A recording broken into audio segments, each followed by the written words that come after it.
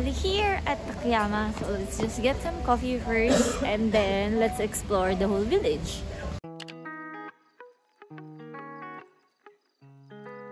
Maraming souvenir shop. Baka iba naman to. 10,000 yen? Grabe yung mga souvenir shop dito. Hida Takayama.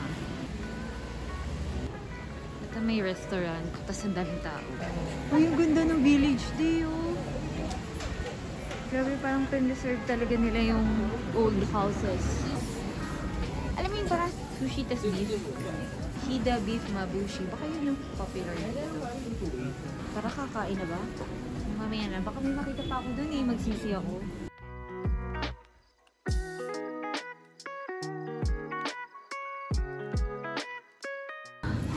Nakakagutom yung mga amoy ng pagkain. Wala ko na.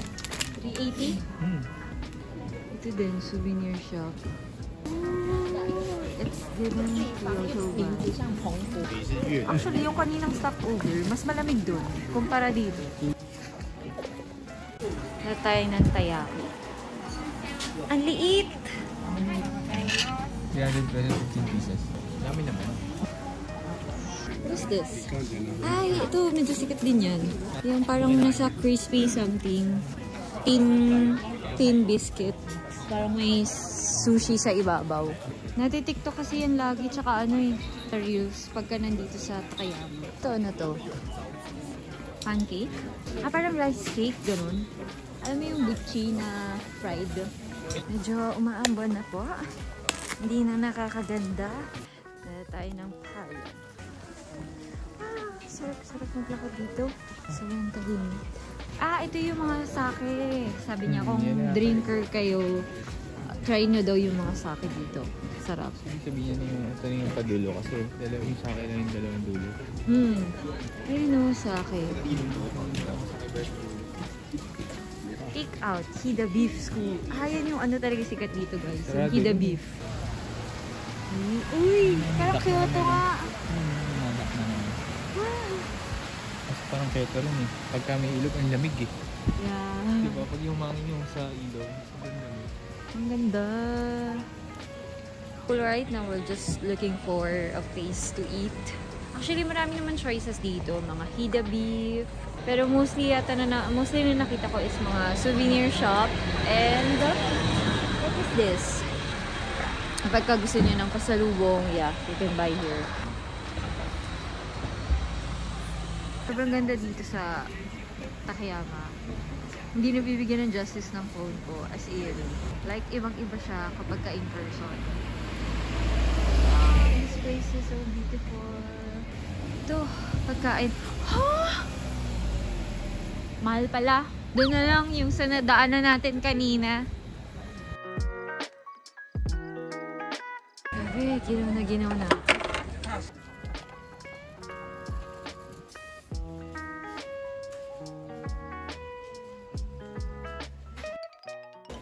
Naiwan ka, andyan ka pala.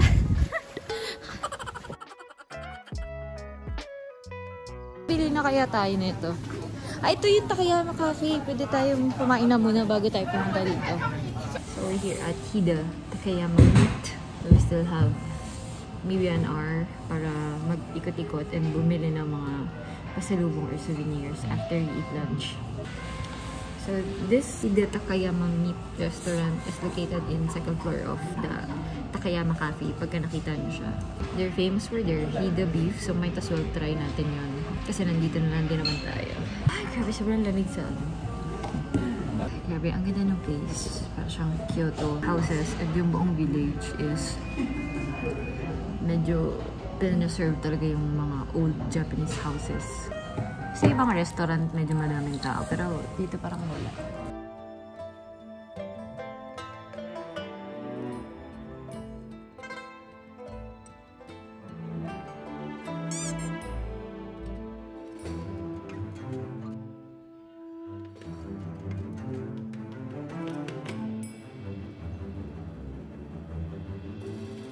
Let's eat! Medyo mahal din kasi yung mas malaking size. Siguro mga nasa 4K. Ito kasi medyo maliit na siya. 120 grams of beef and 180 grams of rice for almost 3,000 yen. Kami na siyang salad tsaka soup. Hindi na nakita yung video. Ipakita ko sa inyo. Look at the egg yolk. Is good?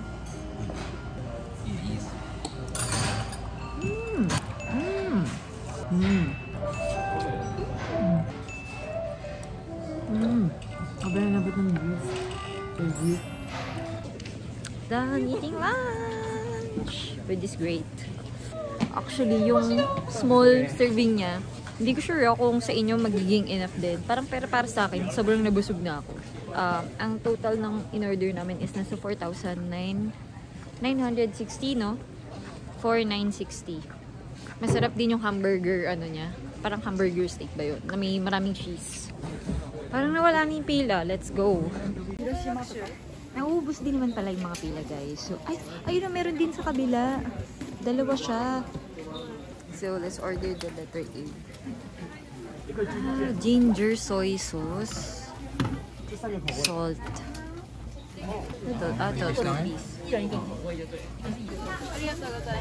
Ooh. Sirloin beef sushi. Hida beef sushi. Hida beef din pala. Yung parang kanina.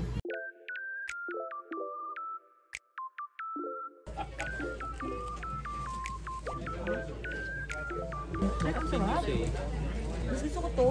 Really? Ang sarap ng ano ng ginger niya, tapos yung combination ng rice, yung crackers. I have the crackers. Parang salty na seaweed. Making sweat!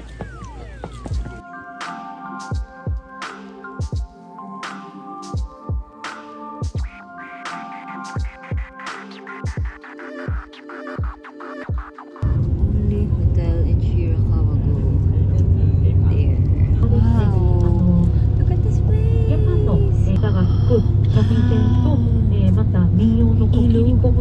So, hanggang 5 PM daw yung ano natin, free time para mag-ikot-ikot dito. Kasi 4:30 PM or 5 PM, nagka-close yung mga shops and restaurants.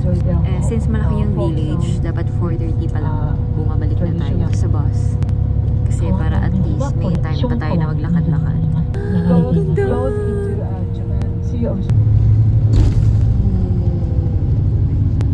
Try natin mamaya yung nabili natin sa Shopee na anti-skid or sa rubber shoes. Natin kung effective. Pag effective, re-refer ko sa inyo. Pag hindi, wag na. Kita mo yung mga houses nila, yung roof parang naka-triangle or may pa-slope na pababa. Kasi para pagka nag-snow, hindi siya mag-iipon sa roof, babagsak siya. Kaya lahat ng mga areas sa Japan na yung madalas na nagsasnow, ganyan yung mga roofs.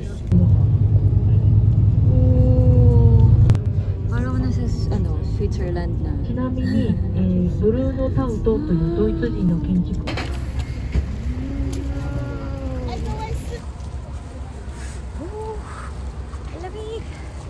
Alam mo yung postcard na Japan winter. Parang ganun talaga siya in person. Ang ganda. Make a bridge over troubled water. So cool!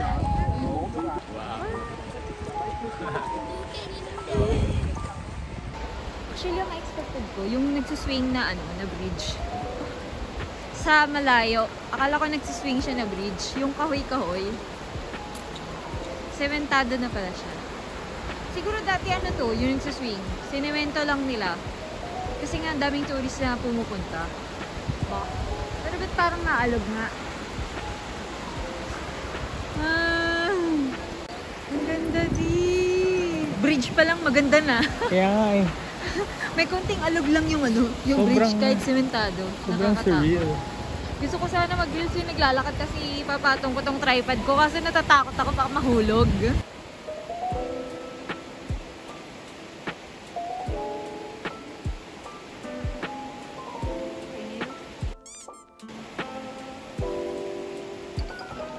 titiisin ng lamig. Makapunta lang ng Shirakawa Go.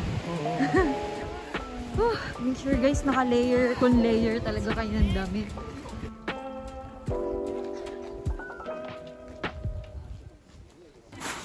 Bubo na siya. Alam mo yung mga kinudkod na yelo sa ref. Yan. Yung pag magde-defrost ka na. 5. Are you gonna go up to observatory or whatever? Ah, yes, yes. 20 minutes on foot or there is a shuttle bus from there. Okay. Whatever. Ah, pwede daw Shrine 20 is there minutes. and Ah, okay. Thank you. okay, 5 o'clock back. 5 Yes. o'clock. Yeah, enjoy. Thank you. Pwede daw mag-bus. Ah, bus is there. Alam. Meron siya yung parang observatory sa taas. Yung para makita mo yung ano. 20 minutes daw on foot eh. Wow. Ano yung ano, bumbu ah. Booge. Oh, ayun may mga cafe oh. Gusto mo magpa-init muna. Wow. Tumutulo. Ay, ang kapal ng ano nila oh. Yung sa roof. Kakaiba. Matutunaw ng kusa yung yelo, tas babagsak. Pagka lumamig lalo, titigas ulit. Ooh.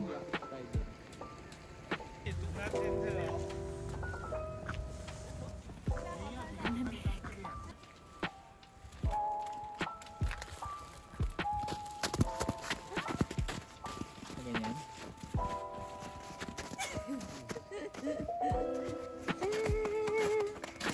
Fairness, effective.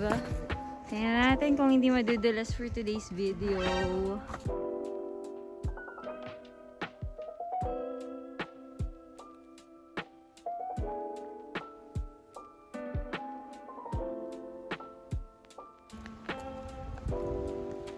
Feeling ko pagka ano, kunwari, nag-snow dito na madaling araw. Umaga.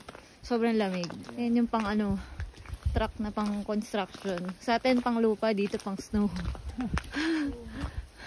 Kasi sobrang kapal ng yelo.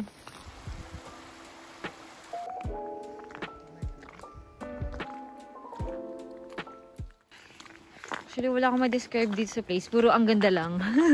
Kasi sobrang ganda talaga. Parang sa ibang part, pinong-pino yung mga ano, snow. Yung mga hindi pa natapakan. Oo. Ang ganda Ito yung mga tignan. ano lang. Napakan ng mga katulad ko. Ito yung mga may apak-apak na. Pero yung pagkain nandun, grabe oh. Kapino. Wow. Pero isipin mo din, no, kahit tayo gandang-ganda dito. Parang sa kanila, medyo hassle. Okay. Nahirapan sila kasi parang kunwari, pag bumuhos ng sobrang lakas, kinaumagahan, magtotow sila, magkakayod sila, magpe-pave. Ipe-pave nila yung road eh. Kasi wala silang madadaanan pagka, oh, pagka covered ng snow. Shiba Inu! Ayaw niya. Wow. Look at the houses. Pero grabe yung kahoy nila. Yung kahit nababasa, hindi siya yung parang lumurupok. Kasi yung sa atin kapag kunwari nabasa-basa lang, kakaibang kahoy ito eh. Oo. Ano kami ganun yung mga bubong nila. Yun, may sprinkler para matunaw. Sprinkler? Ah! Wow. Talagang custom designed for ano, for winter. Yung mga sprinkler para matunaw. Magtubig agad.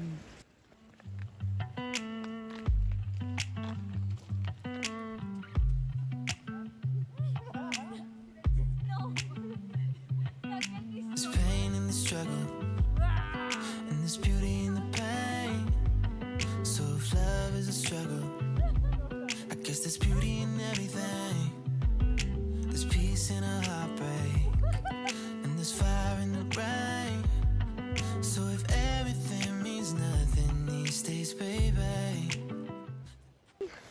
So guys, mayroong observatory deck para makita niyo yung buong village. Yan, aakyatin niyo yan, yung slope na yan hanggang dun sa dulo. Ayan, yun nasa pinakataas na. But, di na namin inakyat kasi nga medyo maulan at saka madulas. So, naglaro na lang kami dito. Yeah. Let's go, hanap tayo ng makakain. Parang nagutom ako katatakbo. Oo nga. Yeah? Kapagod ako dun na nasira yung snowman. Akala ko di kami makakabalik. Ooh. Tignan mo, ang ganda talaga. Balik tayo dito next time. Ito may mga shops and cafe. Wow! Next week agad. Yung mga ano, parang beef na nasa stick. Lumalabas yung araw. Wow! Ibang level ng ganda siya. Maninag. Natanggal yung clouds.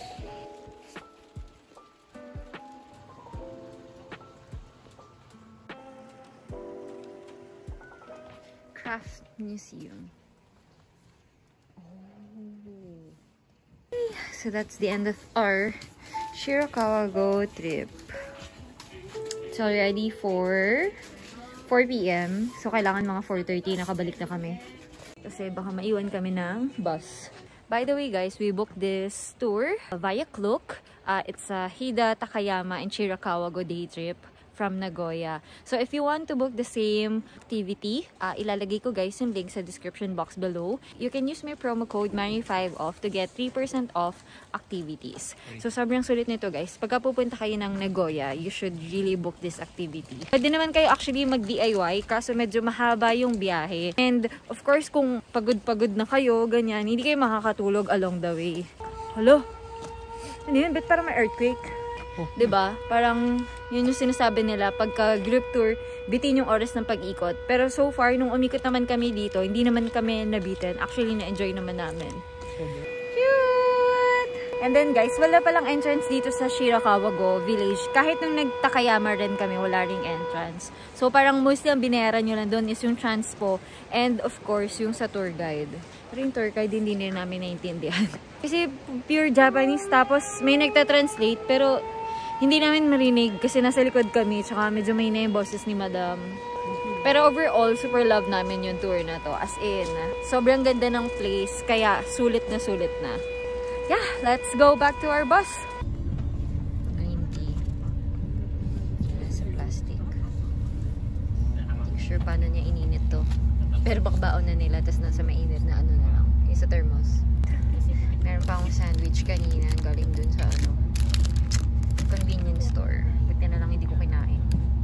So, eksaktong 5. Nagko-close yung sa parking. So, dapat mga 4:30 PM nandito ka na sa bus. Kung hindi, iwan ka B. Commute ka mag-isa. Eh, medyo ang laki-laki ng village. As in, nakakaligaw ha. Lalo na kapag medyo napalayo kayo. Time check. It's already 8:18. So, kararating lang namin dito sa may drop-off namin sa Meitetsu Bus Center. So, yun lang naman guys. Dala lang kayo ng payong. In case kasi minsan uulan, minsan hindi. Pero just to be sure, dala na lang kayo para at least hindi kayo mabasa. And dapat yung mga coat nyo, yung mga outer layer nyo na jacket, dapat must be windproof and yung water repellent para at least hindi papasukan ng lamig. Kasi mas malamig kapag humahangin. Medyo nawala lang kami ng konti. Sabi ni Kuya, dapat daw ipipin na namin or ito-check namin sa Google Maps kung nasan daw kami nag-drop off para at least, pagka pabalik na, hindi kami maligaw. Yun na lang yung ipipin namin. Kasi sobrang laki ng village as in. Tapos magkakamukha pa yung mga stores, yung mga bahay. So parang hindi mo alam kung saan ka nanggaling talaga. Tapos hindi mo rin makita yung pangalan ng shops. Ganon kasi naka-in Japanese character. So hanap lang tayo ng dinner and then balik na tayo ng Airbnb kasi magpapack pa tayo ng mga gamit. I've got an internet crush. She's not a celebrity, but So we are finally here at the Chubu Airport in Nagoya. Babalik nyo natin yung pocket wifi na nirent natin via Japan Wireless. So sobrang convenient niya talaga guys. In case na kunyari gusto nyong ipa-deliver to your hotel, pwede rin na pick up via airport. And then yung pag-drop off naman, sobrang easy lang. Pagdating nyo sa airport, dun nyo na siya i-drop off. Hanap lang kayo ng post box. It's currently 11:20 AM.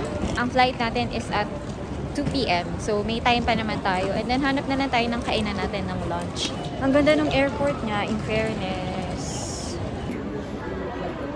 Para siyang tourist attraction, di? May airplane sa loob ng airport. Ayun, tapos may mga kids, may playground. Kunwari, may mga flight of dreams. Oh. Kunwari, may mga kids kang kasama. Laro ka muna dyan. Re-reenact, pilot kunyari. So, mag-checking muna tayo guys, bago ang lahat. Time to return. Ano ba yun? May pao. Yan, paglabas lang. So, papak lang natin siya guys. Sealed it properly and then time to go.